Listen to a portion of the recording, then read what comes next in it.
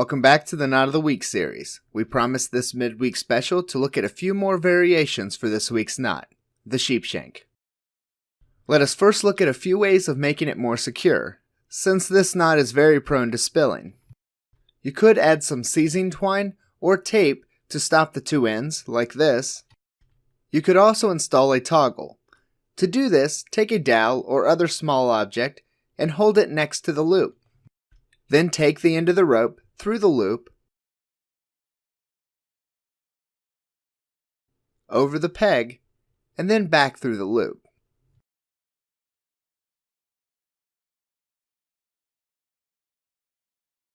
The Sheepshank with Marlinspike hitches is another method that is a lot more stable. To create it, make a crossing turn in the end of the rope, then bring the working end across the turn. It will look similar to a pretzel. You then weave the loop behind this pretzel, over the middle, and back through, similar to what you did with the toggle. If you have a larger length of rope that you want to shorten, then simply make multiple turns before creating your crossing turns.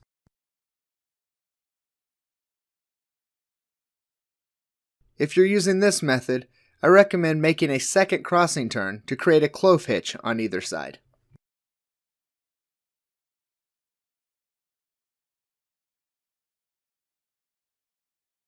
This final one is a handy variation to know, but please, under no circumstances, practice this with dangerous conditions. This knot should only be used as a last resort. Let's say you find yourself at the top of a cliff in a survival situation with only one rope. Of course you could rappel down the cliff, but this would leave your rope stuck at the top. In comes the Kamikaze knot. This knot doesn't vary at all from your standard Sheepshank, except for this. You would place this knot at the top of the cliff and cut the line where the rope connects between the two loops. As long as tension is kept on both ends of the rope, this is just as secure as ever. However, if tension is released at all during your descent, well, that's where the knot gets its name. What makes this knot so dangerous is also what makes it shine.